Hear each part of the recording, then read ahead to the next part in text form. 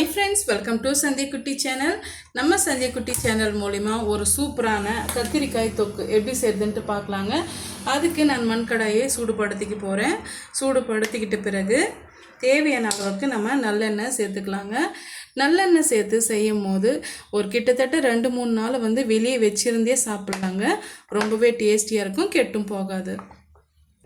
பாருங்கள், எண்ணெய் நல்லா சூடாயிட்டு வந்துருச்சு. இந்த ஸ்டேஜில் 1/2 டீஸ்பூன் அளவுக்கு கடுகு சேர்த்துக்கலாம். 1/2 டீஸ்பூன் அளவுக்கு சீரகம், இது கூடவே ஒரு 10 போல் வெந்தயம் வந்து எடுத்துக்கலாங்க. அதிகமாக வேண்டாம், கசப்பு தன்மை வந்துடும். இந்த அளவுக்கு எடுத்துக்கிட்டால் போதும். இப்போ இது எல்லாம் சேர்ந்து பொரிஞ்சு வரட்டும். நம்ம சேர்த்துருக்கிற கடுகு சீரகம் எல்லாமே நல்லா பொரிஞ்சு வந்துடுச்சு. இப்போ 3 வரமிளகாய் சேர்த்துக்கலாம். இது கூடவே 2 கைப்பிடி அளவுக்கு சின்ன வெங்காயம் கட் பண்ணி வச்சுருக்கேங்க. ஒரு கொத்து கருவேப்பிலை, ஒரு கைப்பிடி அளவுக்கு வெள்ளை பூண்டு எடுத்து வச்சுருக்கேன். பெரிய வெங்காயம் பாதி அளவுக்கு எடுத்து வச்சுருக்கேங்க. இது எல்லாம் இதோடு சேர்த்து விட்டுடலாம்.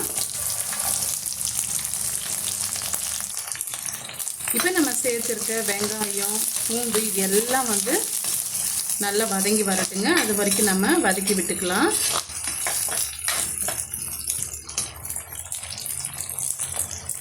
நம்ம சேர்த்துருக்க வெங்காயம் பூண்டு எல்லாம் ஒரு அளவுக்கு நல்லா வதங்கி வந்துடுச்சு. இந்த ஸ்டேஜில் 2 பெரிய சைஸு தக்காளி பழம் வந்து கட் பண்ணி வச்சுருக்கேன், சேர்த்து விட்டுக்கலாம். சேர்த்துட்டு இப்போ இது சீக்கிரமாக மசிஞ்சு வர்றதுக்காகவும் மொத்தமாகவும் சேர்த்து நம்ம உப்பு சேர்த்துக்கலாங்க. 1 டீஸ்பூன் அளவுக்கு கல் உப்பு நான் சேர்த்துக்கிறேன்.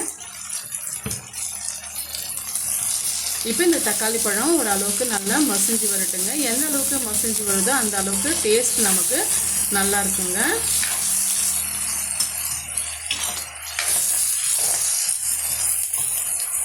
இப்போ இது கூடவே தேவையான அளவுக்கு மிளகாய் தூள் வந்து சேர்த்துக்கலாம். இன்றைக்கி பார்த்திங்கன்னா சாம்பார் மிளகாய் தூள் வந்து சேர்க்கக்கூடாதுங்க. ஏன்னா நம்ம வச்சிருந்து சாப்பிட்றதுனால வெறும் மிளகாய் தூள் வந்து சேர்த்துக்கலாம். சின்ன டீஸ்பூன்றதுனால 2 டீஸ்பூன் அளவுக்கு நான் வெறும் மிளகாய் தூள் சேர்த்துக்கிறேன். சப்போஸ் நமக்கு குறைவாக இருந்ததுன்னா பிறகு நம்ம சேர்த்து விட்டுக்கலாம். இது கூடவே ஒரு 1/4 டீஸ்பூன் அளவுக்கு பெருங்காயத்தூள் வந்து சேர்த்துக்கலாங்க. சேர்த்துட்டு நல்லா வதக்கி விட்டுடலாம். ஓரளவுக்கு மசிஞ்சு வந்த பிறகு நம்ம கத்திரிக்காயை சேர்த்துக்கலாங்க. கத்திரிக்காய் பார்த்திங்களா நார்மலாக நம்ம சாம்பாருக்கெல்லாம் கட் பண்ணுவோம் இல்லைங்களா, அந்த மாதிரி வெட்டாமல் இது போல் ரவுண்ட் ஷேப்பில் நான் கட் பண்ணி வச்சுருக்கேங்க.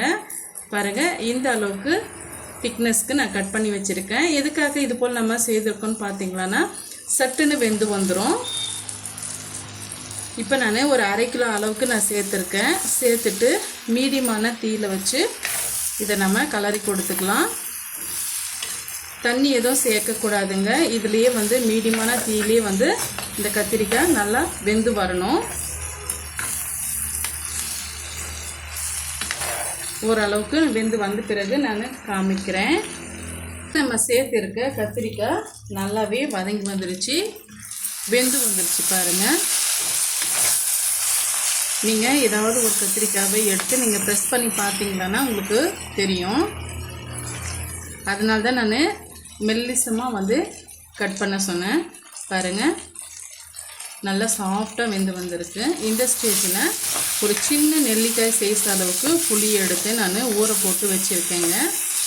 தண்ணி எதுவும் நீங்கள் சேர்க்க வேண்டியதில்லை. இந்த புளி தண்ணி மட்டும் நம்ம சேர்த்து அதுக்கு பிறகு மீடியமான ஹீட்டில் வச்சு ஒரு 5 நிமிஷம் கொதிக்க விட்டு எடுத்துக்கிட்டால் ஒரு சூப்பரான கத்திரிக்காய் தொக்கு நமக்கு கிடைக்குங்க.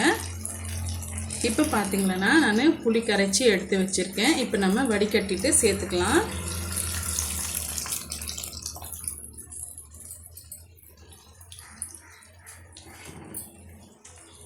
இப்போ மிக்ஸ் பண்ணி விட்டுக்கலாம். மிக்ஸ் பண்ணி விட்டுட்டு மீடியமான ஹீட்லேயே அப்படியே கொதிச்சு வரட்டும். இப்போ நம்ம மூடி போட்டு விட்டுக்கலாங்க. இடையிடையும் கலரி கொடுத்துக்கலாம். பாருங்க, நம்ம சேர்த்துருக்க புளியுமே வந்து நல்லா இந்த கத்திரிக்காய் அப்சர்வ் பண்ணி நல்லா வெந்து வந்துடுச்சு. இப்போ இந்த ஸ்டேஜில் 1 டீஸ்பூன் அளவுக்கு நம்ம வெல்லம் சேர்த்துக்கலாங்க. எதுக்காக சேர்க்குறேன்னு பார்த்தீங்கன்னா அந்த புளிப்பு காரம் எல்லாமே வந்து ஈக்குவல் பண்ணி கொடுக்கும். அதனால் வந்து 1 டீஸ்பூன் அளவுக்கு வெல்லம் வந்து சேர்த்துக்கலாம். சேர்த்துட்டு இந்த வெல்லம் கரையிற வரைக்கும் 2லேருந்து ஒரு 3 நிமிஷம் வரைக்கும் சிம்மிலேயே நம்ம வேக வச்சு எடுத்துக்கலாங்க. 2லேருந்து ஒரு 3 நிமிஷம் ஆகட்டும். வெந்து வந்த பிறகு பார்க்கலாம். நம்ம வெல்லம் சேர்த்து 2லேருந்து ஒரு 3 நிமிஷம் ஆயிடுச்சு. எண்ணெயும் நல்லா வந்து பிரிஞ்சு வந்துடுச்சு பாருங்கள். சூப்பராக நம்ம கத்திரிக்காய் தொக்கு வந்து ரெடி ஆகிடுச்சு. இப்போ நம்ம சர்வ் பண்ணிக்கலாம். இப்போ இதை நல்லா ஆற விட்டுட்டு நீங்கள் ஃப்ரிட்ஜில் எடுத்து வச்சிங்கன்னா 1 வீக் வரைக்கும் கூட நம்ம வச்சுருந்து சாப்பிட்லாங்க. ரொம்பவே டேஸ்டியாக இருக்கும். நம்ம தண்ணி எதுவும் சேர்க்காமல் புளி தண்ணிலேயே நம்ம வேக வச்சு எடுத்துருக்கிறதுனால கொஞ்சம் கூட கெட்டு போகாதுங்க. நீங்கள் ட்ரை பண்ணி பாருங்கள். இந்த சாதம் இந்த தொக்கு பார்த்தீங்களன்னா பிரியாணிக்கு, வெரைட்டி ரைஸ்க்கு, இல்லை வந்து தக்காளி சாதம், தயிர் சாதம் எல்லாத்துக்குமே ரொம்பவே பக்காவான காம்பினேஷனாக இருக்கும். இப்போ நம்ம சர்வ் பண்ணிக்கலாம்.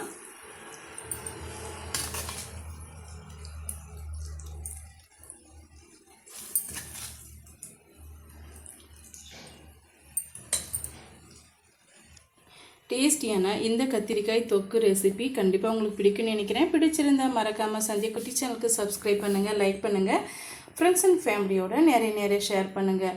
தேங்க்யூ ஃபார் வாட்சிங்.